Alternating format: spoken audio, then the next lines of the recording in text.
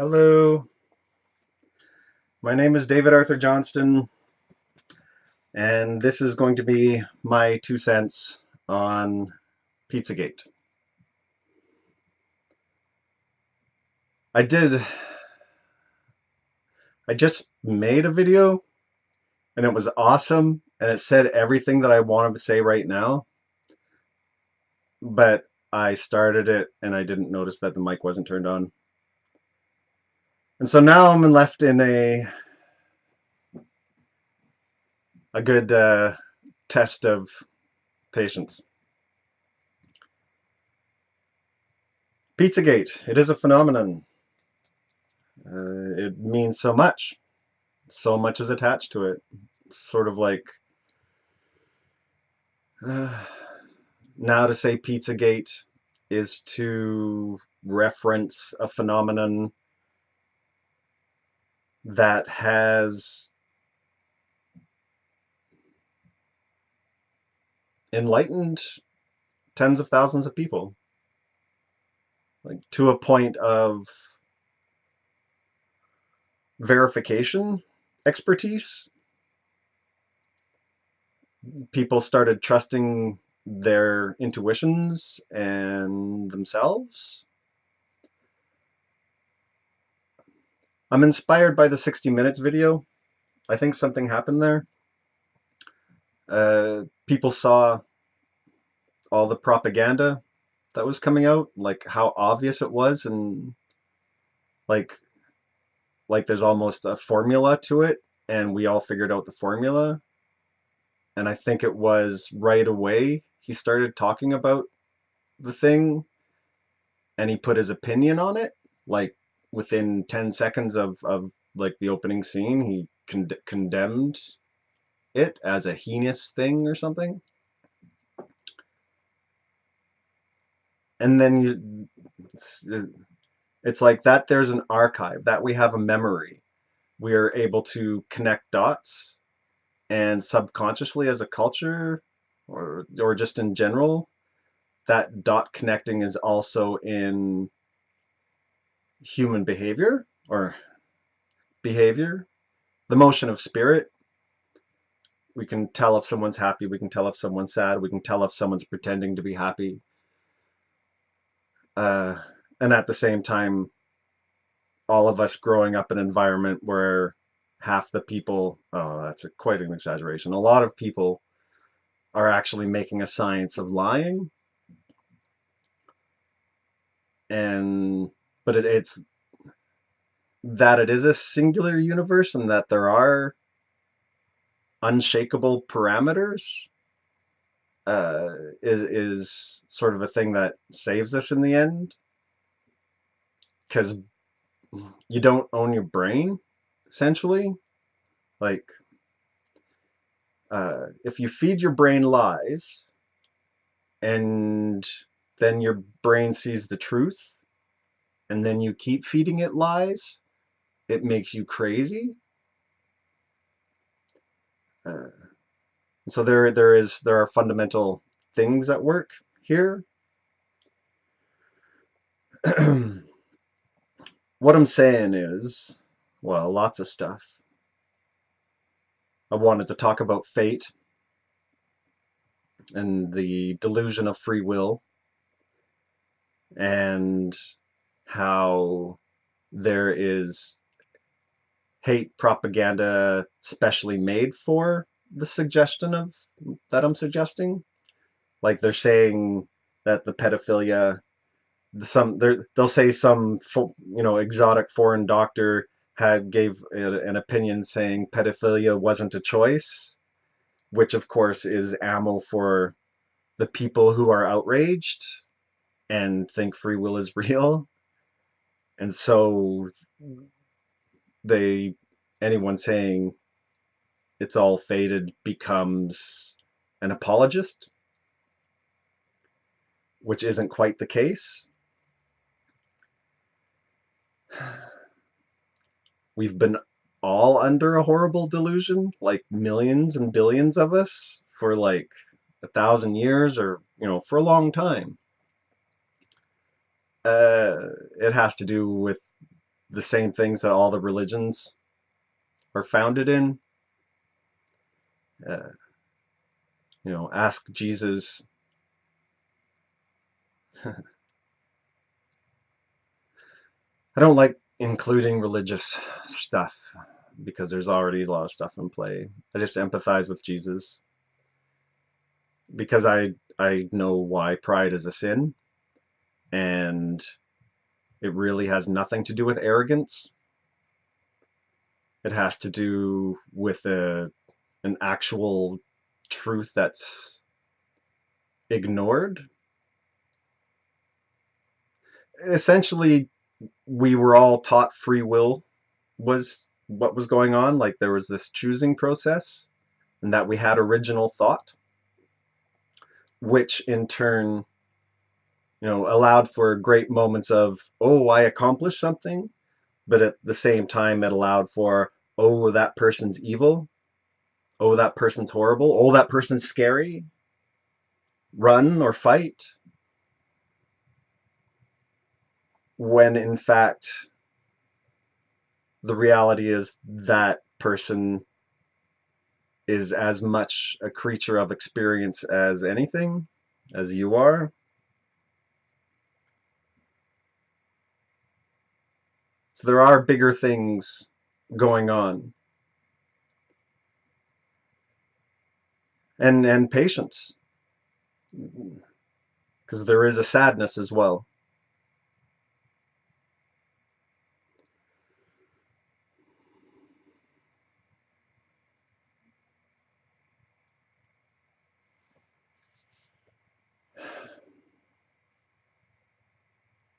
And so patience is going to save us all. It's why the ninjas worship it. They know its connection to the essence of wisdom itself. So when you don't know what to do, you can always be patient. And so, yeah, fundamentally, I could just say patience, patience, a mantra of it over and over again, and that would be just as beautiful as any high-level truth that I could spout. Because impatience is the key to your sanity, the key to peace. And the reality is we've been horrible for a long time. Uh, we pay taxes to a construct that promotes the idea of pride, choosing, vengeance. Democracy is a scam.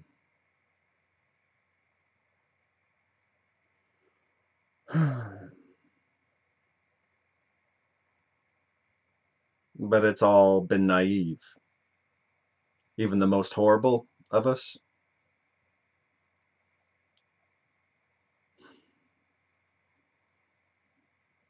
I think my spirit just went because of something I said back, because the sadness.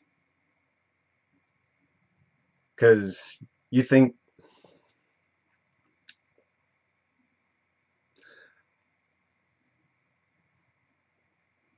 try to imagine all the sadness in the world, and it's numbing. It's like you get to a clinical observation. It gets so ridiculous. There's so much sadness. And then say a long time pet dies, like a cool dog or something.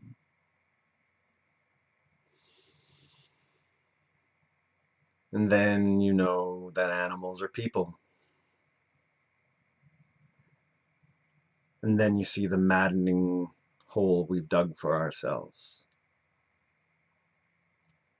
And how the hell do we get out of here without just suicidally losing ourselves in rage at the madness?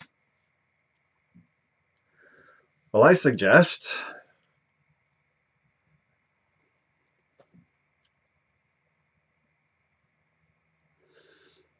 patience.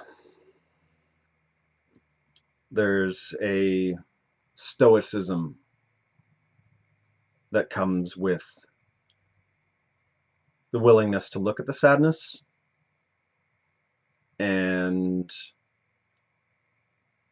just know that there's no happiness without giving your whole self to a future where that sadness has been dealt with, given justice.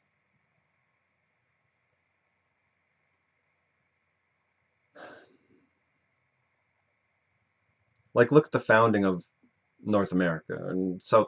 Look at the Crown.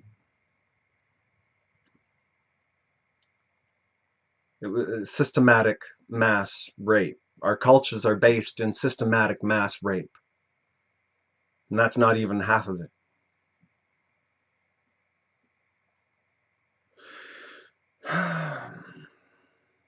As soon as we got under the free will thing, we thought we were separate. Just analyze choice. You'll see eventually it'll all make sense. Like, you'll look at anything anyone does, start asking yourself why they would do that, and it will go back, and then you'll see that their character was formed just like yours. And so, yeah, you're not supposed to rage. You're supposed to rather be dead than rage. It's actually a lot easier than it sounds. Uh, when you objectively know how evil isn't real, you know that anyone that comes at you with an intent to display evil, like rage, viciousness, that a part of you can know there's no such thing as evil, so that means that person is a child having a bad life. And instead of marking that moment because you think it's important with the only thing you know, rage or panic, you can be too tired to be afraid. You can know that sometimes honor is more important and invite the devil to do its worst.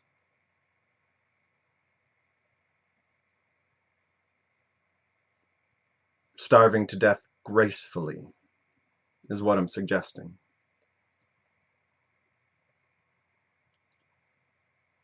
If you want to save the world, love truth, because it's only about not being horrible yourself. What do your taxes pay for?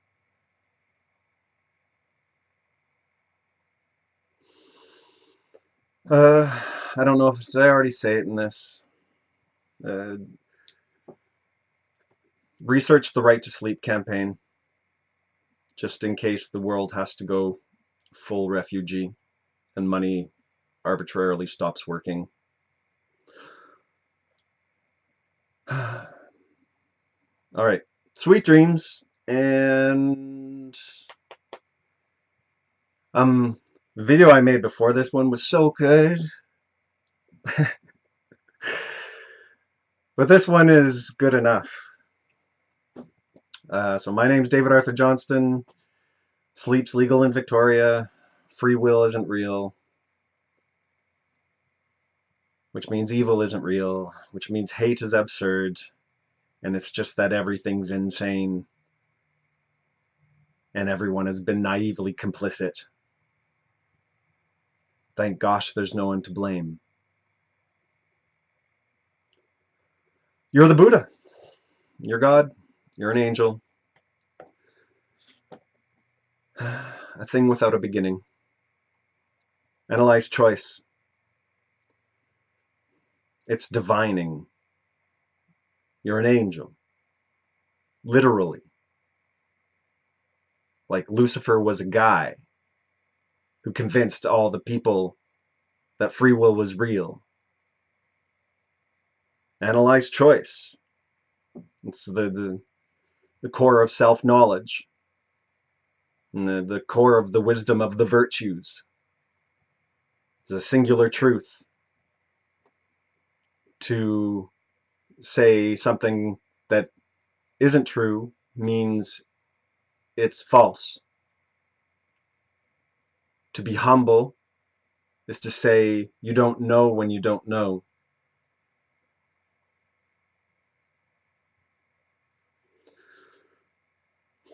All right.